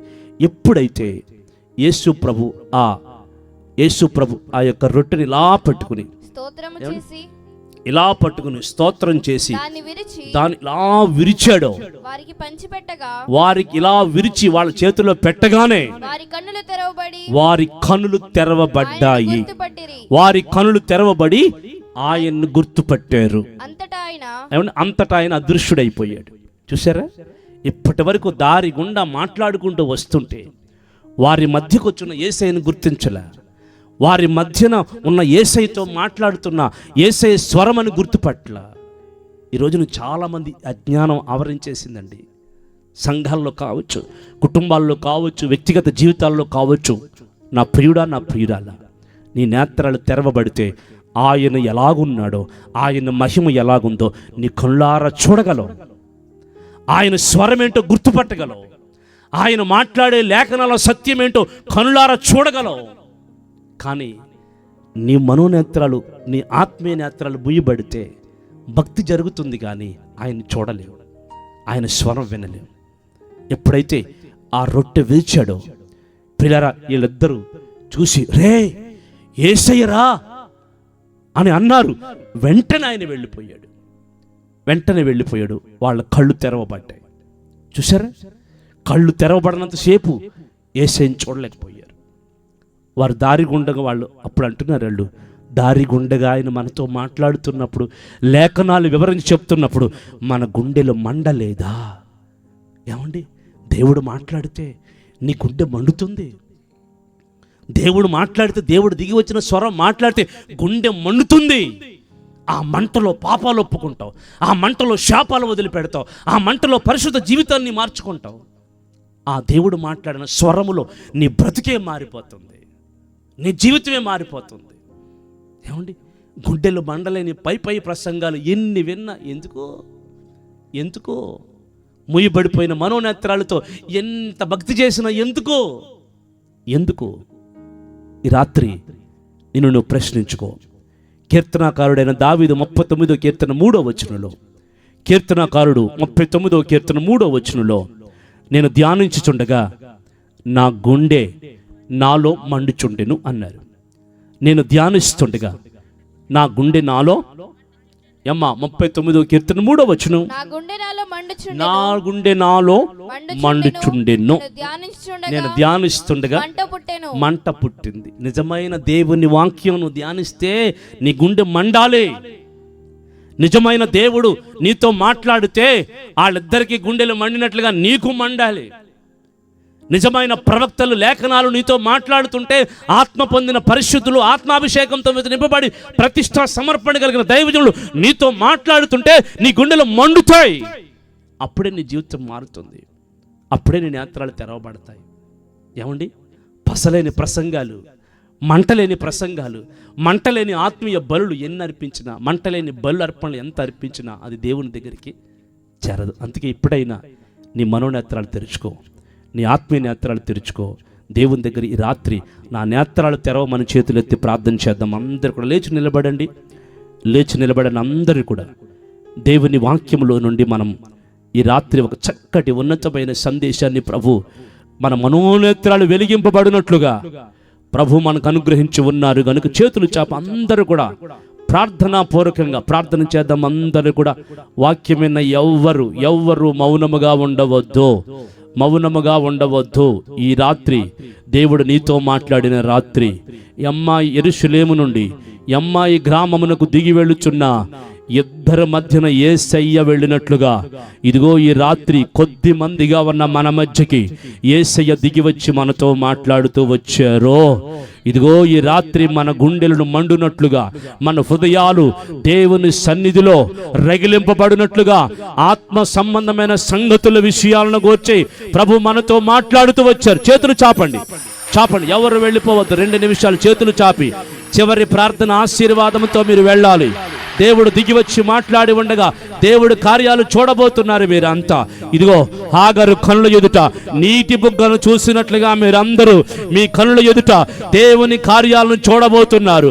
దేవుడు తెరిచే మార్గాన్ని చూడబోతున్నారు.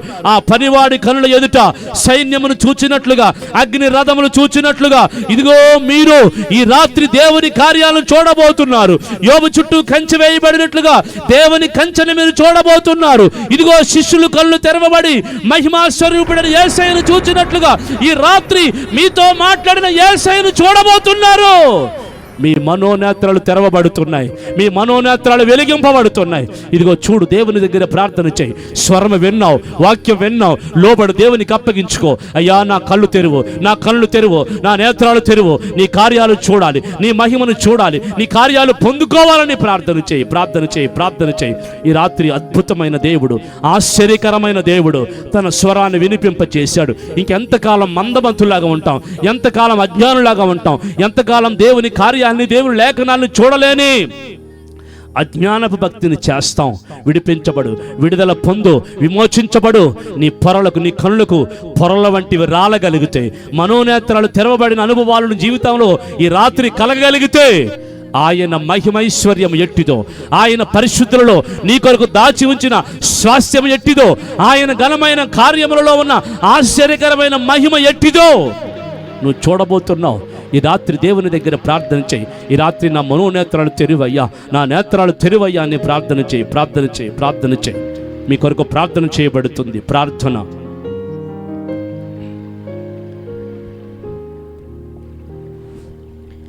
స్తోత్రం, స్తోత్రం, స్తోత్రం, స్తోత్రం, స్తోత్రం. పరిశుద్ధుడా, మహిమ కలిగిన తండ్రి, కృప కలిగిన దైవమా, మీకు స్తోత్రాలు. ప్రేమ గల దేవుడా, ప్రేమా స్వరూపుడా, మీకు స్తోత్రాలు. ఆరాధ్యుడా, అభిషక్తుడా, నమ్మదగిన దేవుడా, నీ ఘనమైన నామానికి స్తోత్రాలు చెల్లించుకుంటున్నాము నాయన. ఈ రాత్రి కాల సమయంలో నాయన మా మధ్యలోకి దిగి వచ్చి నాయన అయ్యా మాతో మీరు మాట్లాడి నాయన అయ్యా మా హృదయాలు మీరు బలపరిచిన దేవుడా, నీకు స్తోత్రాలు. ఈ రాత్రి నాయన మా కళ్ళు మూయబడి మా కన్నులు తండ్రి అయ్యా మనోనేత్రాలు మీరు తెరవచేసి ఉన్న దేవుడా, మీకు స్తోత్రాలు చెల్లించుకుంటున్నాము నాయన. అయ్యా నీకు స్తోత్రాలు. నీ సన్నిధిని వెంబడిస్తున్నామే కానీ, నీ వాక్యం వినిచున్నామే కానీ అయ్యా నీకు స్తోత్రాలు తండ్రి. మా మనోనేత్రాలు మూయబడి ప్రభువా నీ సన్నిధిలో అయ్యా నీ కార్యాలు గుర్తించలేకపోతున్నామయ్యా, నీ వాగ్దానాలు నాయన గ్రహించుకోలేకపోతున్నాము తండ్రి. అయ్యా మా జీవితంలో మీరు చేసిన వాగ్దానములు అయ్యా మేము పొందుకోలేక, మేము అనుభవించలేక అజ్ఞానము కలిగి లోకంలో పడిపోయి ప్రభువా అనేకమైన వ్యర్థమైన అయ్యా ఆలోచనలు పడిపోయి వ్యర్థమైన జీవితంలో మేము గడుపుచున్నాము నాయన. మీకు స్తోత్రాలు. ఈ రాత్రి నాయన అయ్యా నాతో మీరు తేటగా మీరు మాట్లాడుతూ వచ్చిన కృప కొరకై మీకు స్తోత్రాలు చెల్లించుకున్నామయ్యా. ఇదిగో నాయన నీకు స్తోత్రాలు. దైవజనుడితో ఉన్న శిష్యుడు కళ్ళు అయ్యా ఎలాగైతే తెరవ చేసేవు నాయన, ఇదిగో నాయన హాగరుకు చేసిన వాగ్దానము తను మర్చిపోయి, శ్రమలో పడిపోయి, శోధనలో పడిపోయి అయ్యా వాగ్దానం మరిచి నాయన తన కళ్ళు మోయబడినట్లుగా అయ్యా మరలా తనను దర్శించి తన కళ్ళు తెరవ చేసినట్లుగా నాయన ఈ రాత్రి మా కళ్ళు తెరవ చేసి ఉన్న దేవుడా, మీకు స్తోత్రాలు చెల్లించుకుంటున్నాము తండ్రి. నీకు స్తోత్రాలు. ఇదిగో నాయన ప్రభువా మీకు స్తోత్రాలు.